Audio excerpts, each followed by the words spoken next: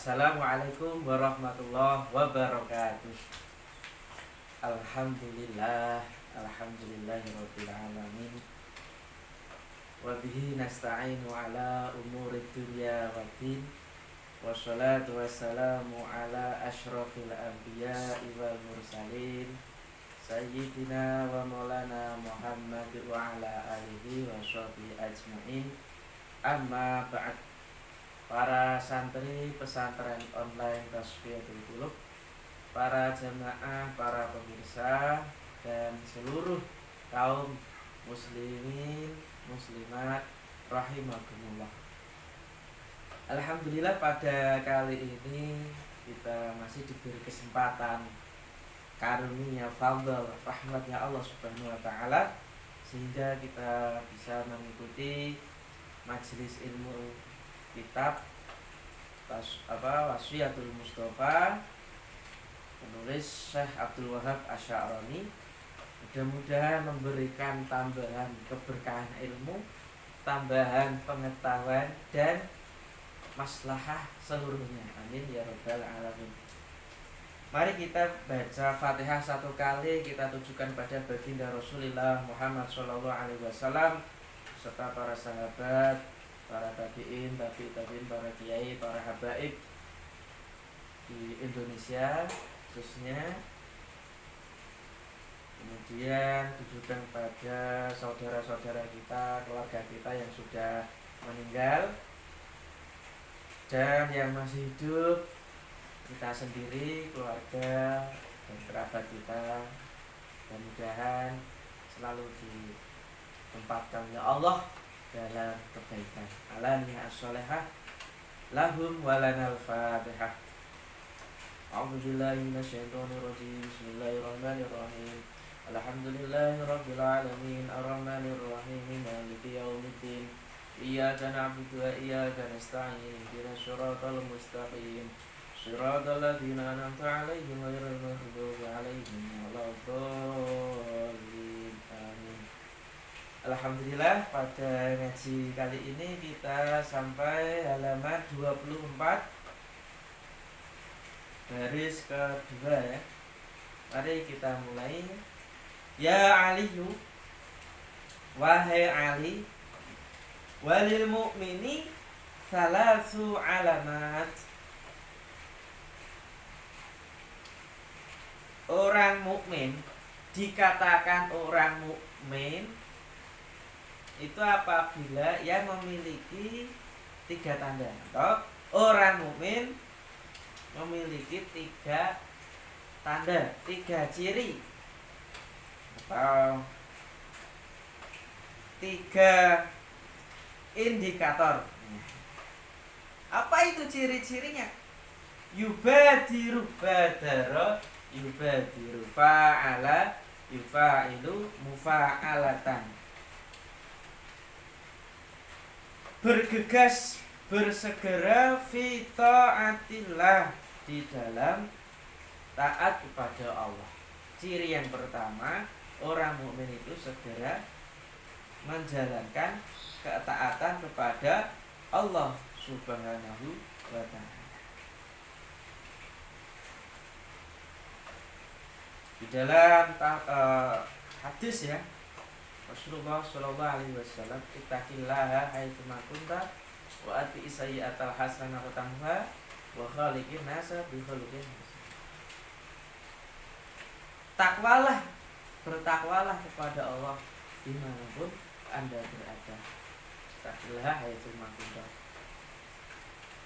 Dan irilah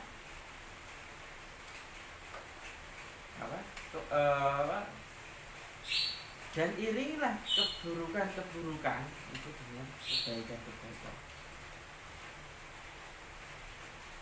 Artinya apa? Mukmin itu selalu menjaga dirinya, selalu merasa diawasi dalam setiap hal, situasi dan kondisi, dimanapun berada, bahwa ada CCTV-nya Allah. Jadi jangan dikira kalau di tempat kerja, di warung ya, CCTV-nya hanya itu saja, itu CCTV lokal. Ini CCTV abadi, nggak bakal rusak. Nah itu kalau di rumah itu bisa dirusak maling. Umpama kalau di jalan tol ada CCTV-nya bisa dirusak. Ini tadi setelah tabrakan, setelah nabrak. Kalau CCTV di ATM itu tidak abadi, itu gampang rusak, bisa dirubah datanya, bisa dirusak. Lele CCTV Gusti Allah nggak bisa. Masya Allah, luar biasa. Maka taatlah dimanapun Anda berada.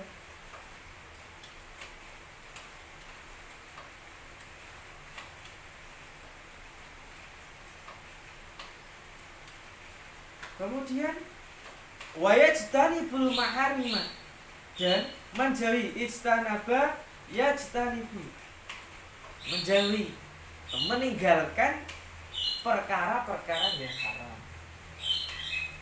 Ini penting. Jadi, sebagai orang mukmin, nek awake dhewe selalu berusaha, termotivasi untuk meninggalkan segala yang haram itu baik. Kita harus patut bersyukur ya. Kalau saat ini kita tidak bermaksiat, tidak makan yang haram, tidak melakukan yang haram, tidak melakukan perbuatan yang haram, itu luar biasa. Subhanallah. Jadi perlu dijaga, karena kita tahu al-imanu yazidu wa yanqus. Imane manusia itu kan naik turun, nggak bisa datang. Kita bukan nabi, kita bukan rasul, ya. Ini naik iman kita ya naik turun. Nah, maka harus selalu dijaga masing-masing keimanannya. Wa yusinu ahsana yusinu wa yusinu illa man asa'a ilaihi, dan berbuat kebaikan, berbuat baik kepada ilaman, pada orang asa'a ilaihi, yang berbuat jelek padanya. Orang yang sudah berbuat zalim, berbuat jelek pada diri kita, kok awake dhewe ngapiki malah berbuat baik kepadanya, itulah orang yang muhsin, berbuat baik. Wa asinu innallaha yuhibbul muhsin. Berbuat baiklah, karena dalam Al-Qur'an sungguhnya Allah mencintai orang-orang yang ihsan, berbuat kebaikan. Saya teringat guru bangsa, yaitu Kiai Haji Abdul Rahman Wahid, Gus Dur, Presiden keempat Republik Indonesia.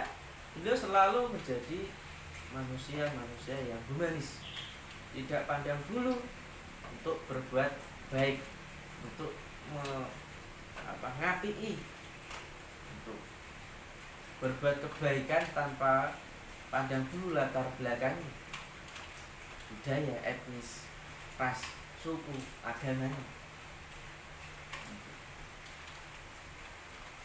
Ketika orang mampu melewati batas-batas, sekat-sekat yang melekat, itu sudah luar biasa. Nah, tapi ini sulit, ya. Sulit. Apalagi tadi berbuat baik pada orang yang pernah menzalimi kita. Kita sering mengatakan bahwa berbuatlah baik kepada orang yang menyakitimu, bahkan ketika kamu mampu, berilah hadiah yang pertama kali kepada mereka yang membuli, menzalimi, atau memaki, menyakiti dirimu. Ini tidak mudah. Gitu ya. Jika kita mampu untuk itu, kita dikatakan the real of mukmin, itu mukmin yang hakiki. Maka benci ya sederhana sajalah, suka ya sederhana saja, jangan berlebih-lebihan, ya gitu ya. Ya Ali, wahai Ali, walis sahiyun, dan orang yang dermawan, loman, memiliki huruf jar salah alamat, 3 tanda, 3 ciri, 3 indikator. Yang pertama, al-afu indal qudrah, itu memaafkan, memberi maaf ketika mampu. Banyak orang yang jahat pada kita, maafkan ya.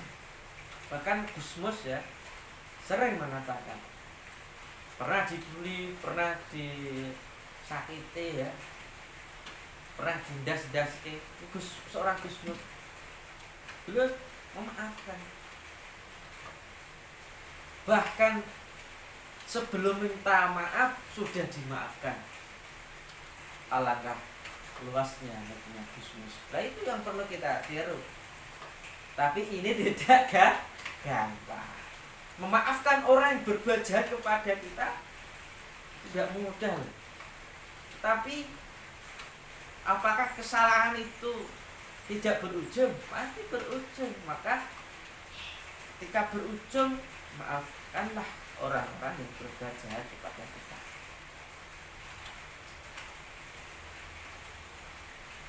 Ini sulit ya, tapi mudah-mudahan ya bisa. Pernah digojlok, pernah dibully, pernah digasak di pesantren, ya maafkanlah. Atau terkadang ya bully-bulian itu, gasak-gasakan, itu bagian dari romantisme kehidupan ya. Atau ruang akrab yang dibangun atas fondasi gojlok-gojlokan. Guys ya. Tapi kadang orang nggak kenal, itu bagian dari negatif. Maka ya kita harus tahu ruangnya ya. Jadi pernah dulu temannya saat nyantri bilang, bro, mama dulu mau di pondok sukanya makan kerupuk ya.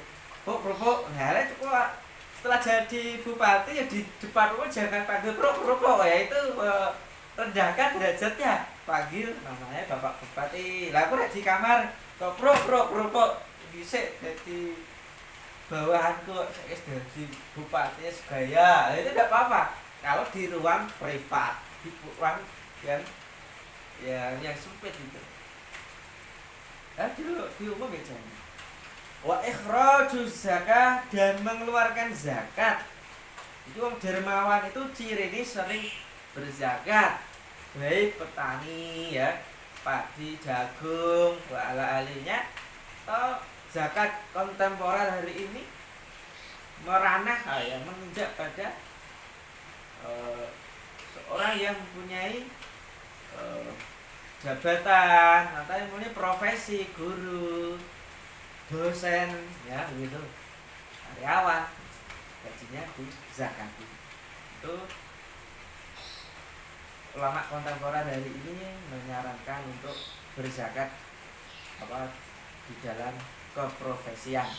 Ini profesi gitu. Itu ciri dari orang yang dermawan, zakat gitu. Jangan sampai kita itu jadi orang memakan hak yang bukan milik kita. Jadi hak orang fakir, orang miskin itu perlu diberi ya. Jangan dimakan sendiri, jemplok dewe.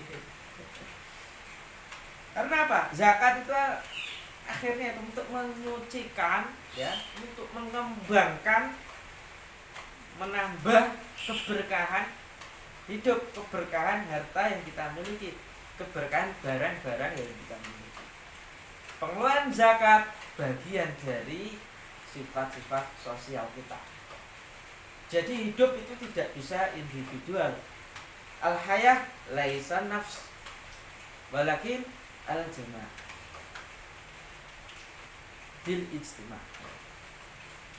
Hidup itu tidak bisa individual, nafsi-nafsi, sendiri-sendiri, tapi berjamaah, tetapi bersosial dengan makhluk yang lain atau dengan manusia yang yang lain yang ada di sekitar kita gitu. Wa hubbus shadaqah, dan senang sedekah. Sedekah memberi. Nah, Masya Allah. Sedekah.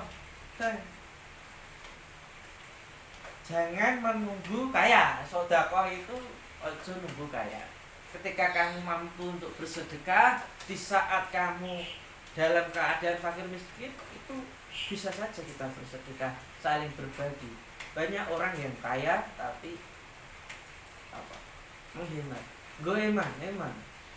Tapi banyak orang yang miskin fukara karena dia merasa butuh, tidak merasakan rasa yang dirasakan oleh para fakir miskin yang lain, akhirnya dia tumbuh sifat merasa tadi, ya akhirnya mengeluarkan sedekah.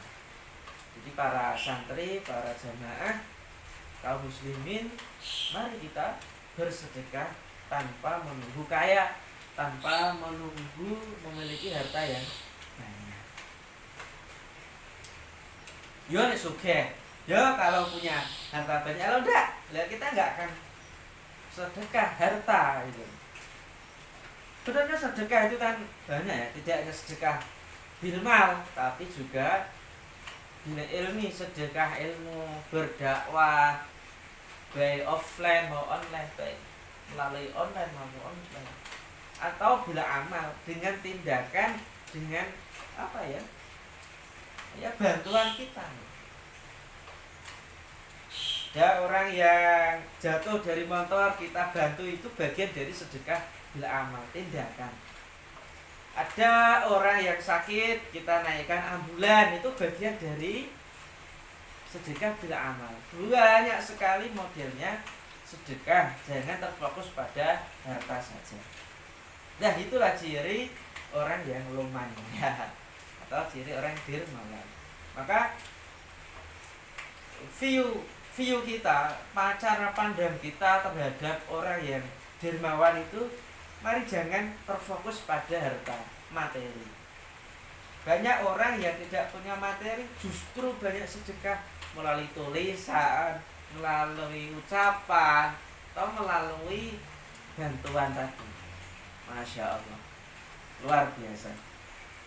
Ya aliyu walil halimi, dan orang yang santun. Salatu alamat, memiliki 3 ciri. Yasilu man qata'ahu, yaitu menyambung silaturahim pada orang yang telah memutusnya, disambung kembali. Jadi ada orang yang motos tali silaturahmi, lalu orang itu menyambungnya kembali, itulah ciri orang yang santun, bijaksana dan bijaksini. Bijaksana dan bijaksana. Silaturahmi ini penting sekali di dalam untuk membangun hubungan yang harmonis, untuk menyambung kedamaian, untuk menyambung interaksi antar manusia. Jadi kita, salah satu tujuan manusia diciptakan oleh Allah itu salah satunya lita'aruf, untuk saling mengenal, saling berinteraksi, bukan untuk saling ngacat, bukan untuk saling bermusuhan, bukan saling berkelahi atau yang lainnya yang negatif itu ya.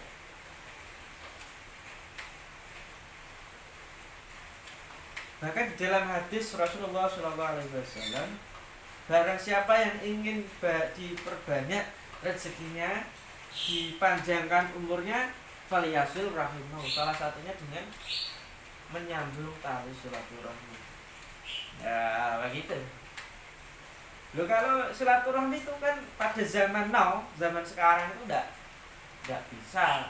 Mungkin enggak bisa secara langsung karena ada pandemi COVID-19, ya by online, di Zoom,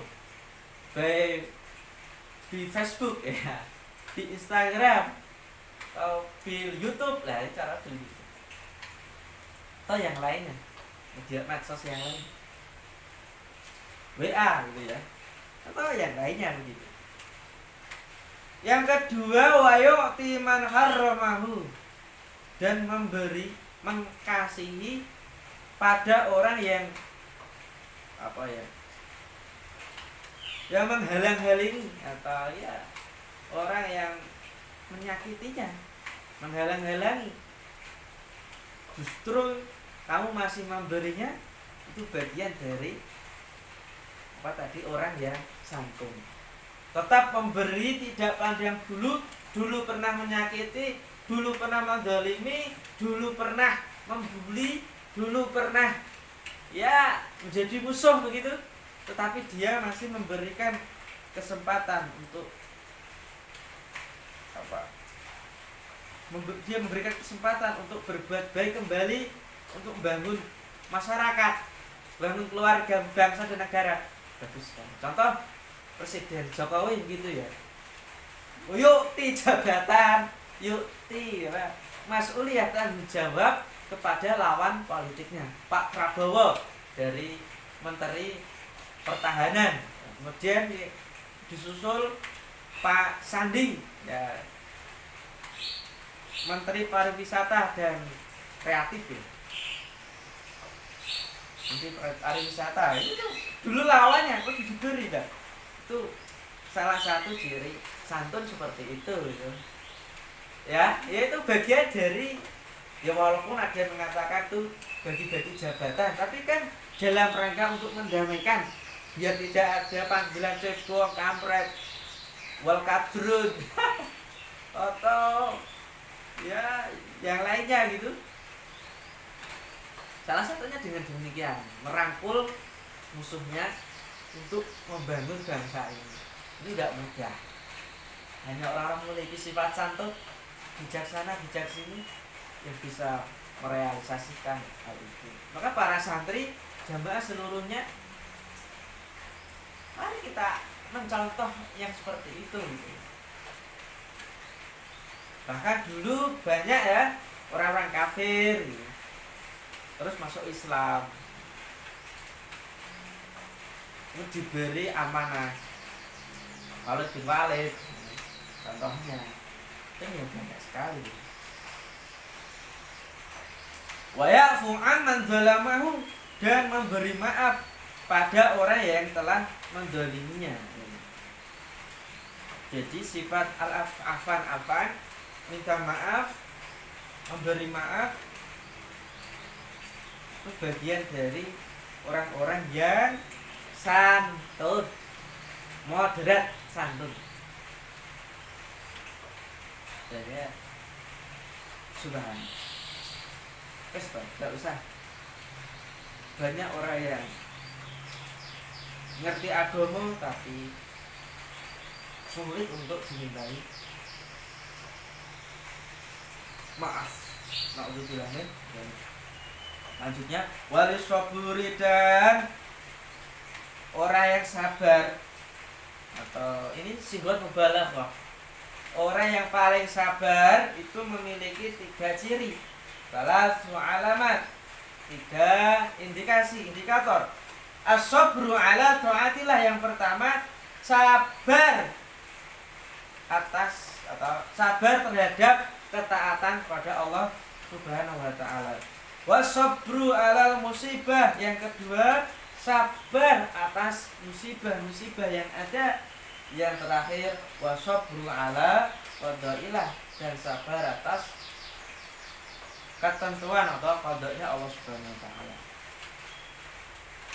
Ini sesuai dengan Al-Qur'an surat Al-Asr ayat 3 ya. Wa tawassaw bil haqqi wa tawassaw bis sabr. Di dalam tafsir Jalalain kita diperintahkan oleh Allah untuk saling menasihati dalam kesabaran. Di dalam tafsir Jalalain itu disebutkan bahwa yaitu sabar atas ketaatan sama.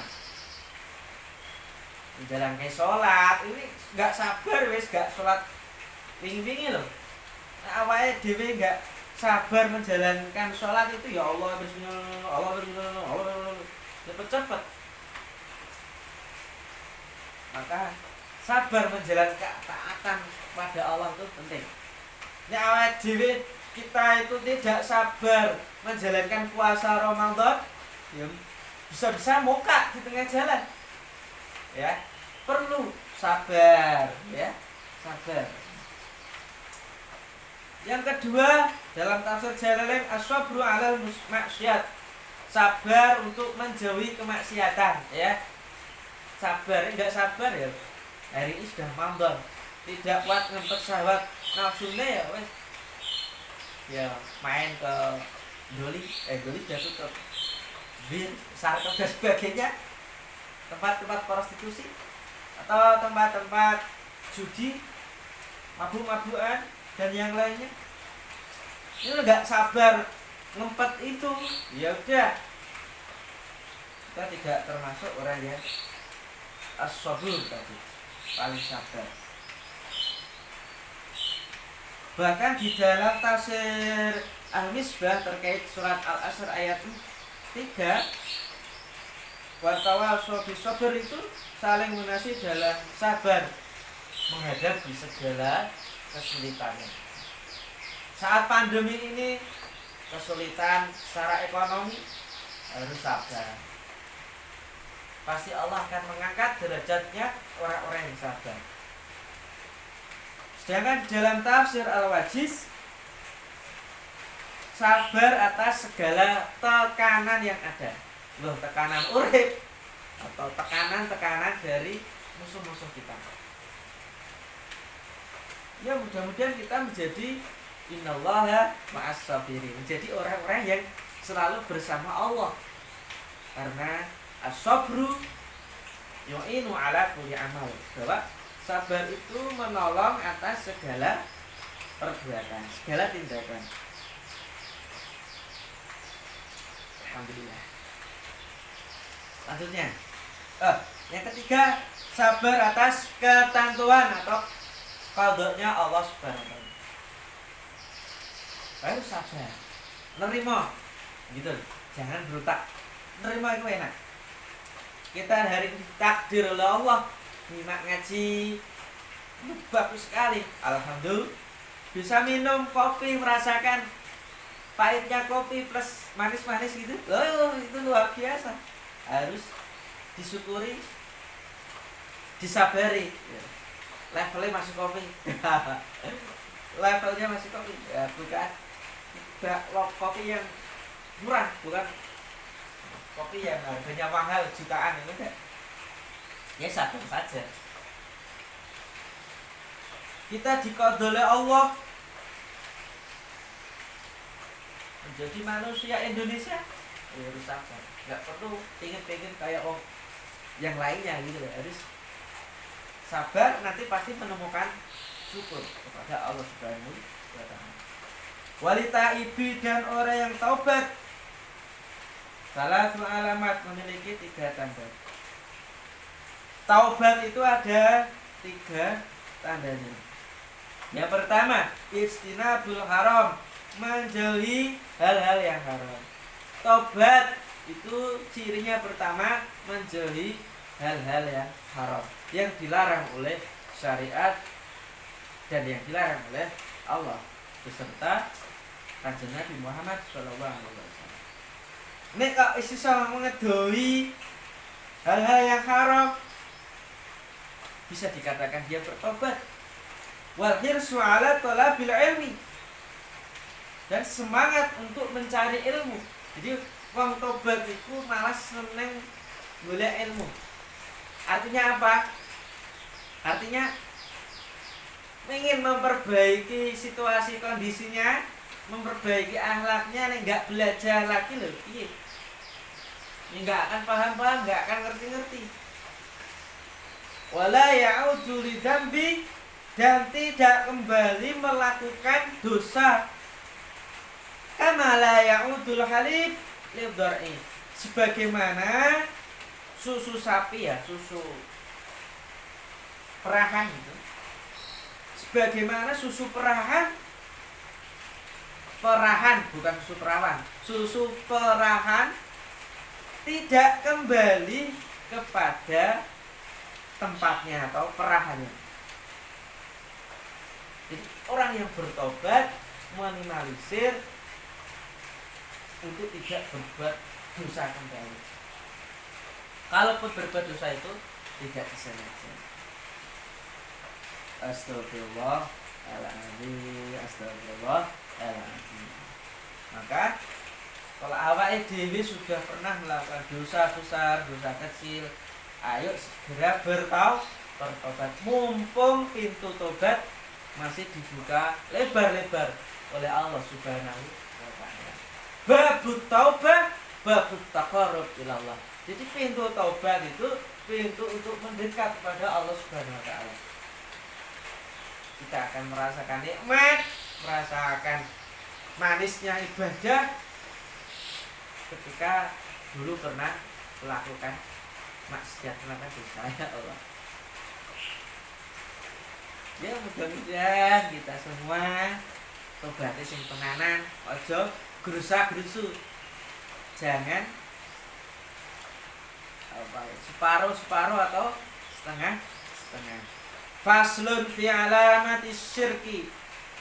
Bab yang menjelaskan tentang tanda-tanda syirik. Qala alaihi salatu wassalam, Rasulullah sallallahu alaihi wasallam bersabda, "Ya Ali, wahai Ali, lil kafiri, wong kafir, orang kafir itu memiliki 3 ciri.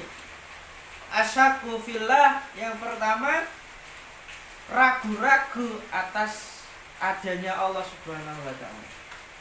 Itu kafir.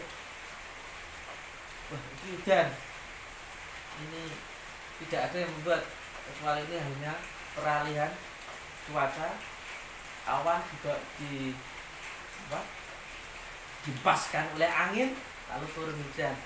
Tidak mempercayai adanya Tuhan yang menggerakkan segala yang ada. Oh, yang namanya ateis.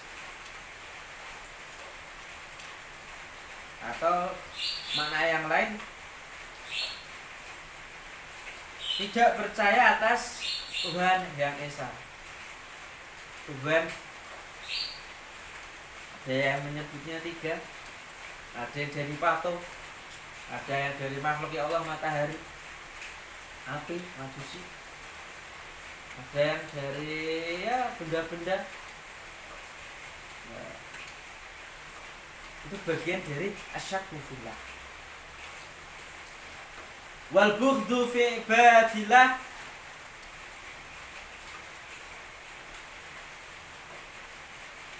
dan benci, bughdun, benci fi ibadillah, benci untuk beribadah pada Allah. Wah, sholat meh. Allahu Akbar, Allahu Akbar. Adzan, sholat aja.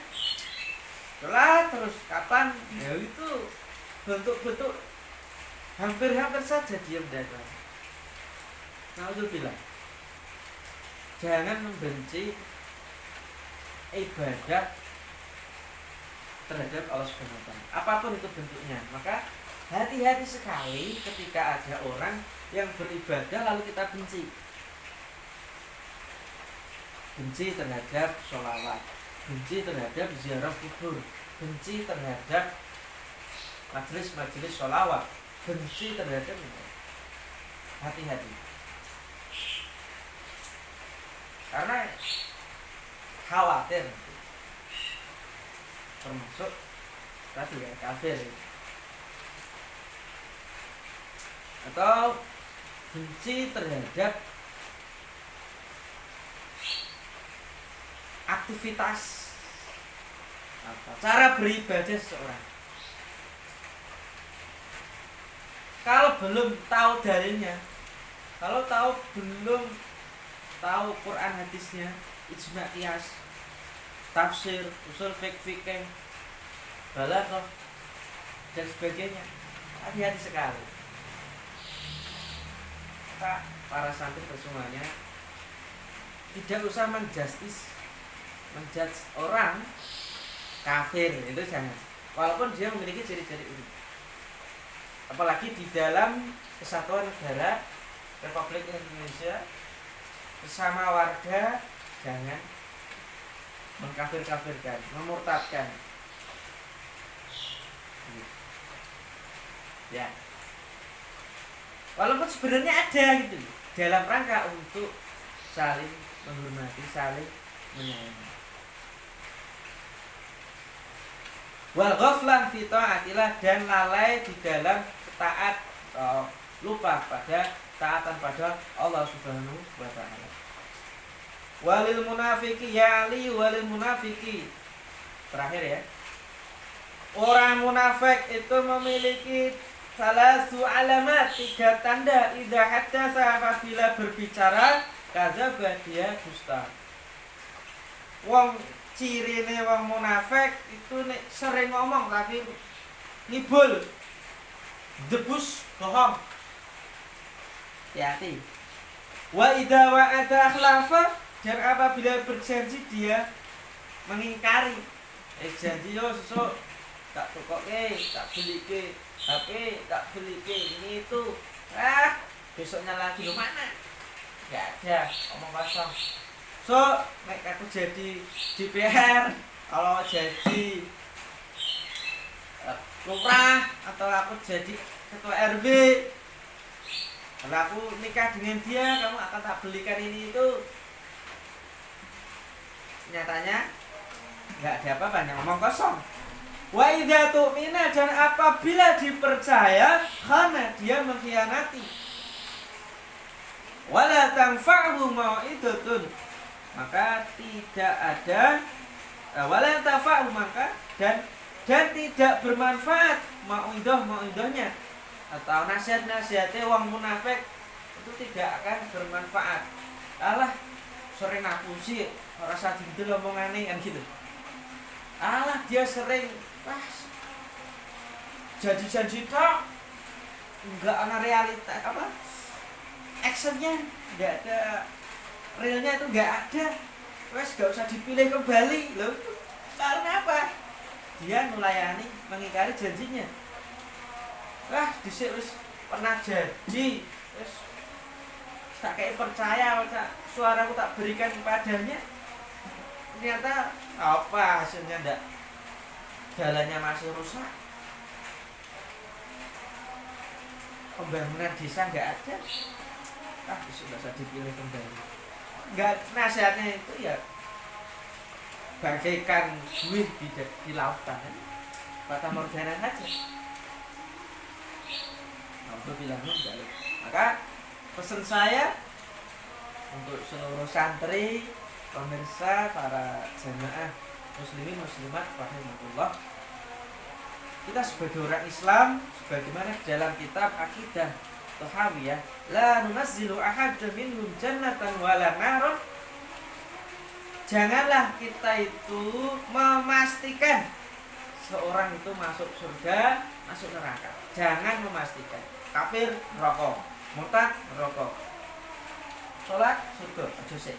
Jangan. Wala nashhadu alaihi bi kufrin wala syirkin wala nifaq. Dan janganlah kita itu menyatakan seseorang itu telah kufur, kafir. Rokok. Bid'ah ya, rokok. Jangan. Beliau sabar. Jangan. Kayak asisten Gusti Allah aja. Syirik lah, wala syirkin, dan jangan menyatakan syirik perbuatan lain. Wala binifaq, ya, jangan menyatakan binifaq, walaupun sebenarnya sekali lagi ada ciri-ciri, ada tanda-tanda mereka munafik, mereka kafir, mereka berbuat syirik. Tapi jangan memastikan kamu pasti masuk neraka. Ya, kalau akhirnya nanti tobat, ya nanti pada akhir hayatihi dia masuk Islam, dia bertobat, maka hati-hati sekali. Ma yadhuru minhum syai'in malam yadhur minhum syai'in min dzalik, selama tidak ada ketampaan yang jelas. Artinya, yes, janganlah kita gampang menjudge orang, memastikan orang kafir, munafik, murtad, mubtadi', bid'ah, dan ma'ala alihina. Wa nadhara sirarhum ila Allah, dan kita wa nadharu wa ya nadzira sarairahum ilallah, dan kita mengembalikan rahasia hati kepada Allah Subhanahu wa ta'ala. Sebagai penutup, saya mengutip dari Imam Al-Ghazali dalam kitab Hidayatul Hidayah, wala taqta bi syahadatika ala ahadin min ahli qiblah, jangan memponis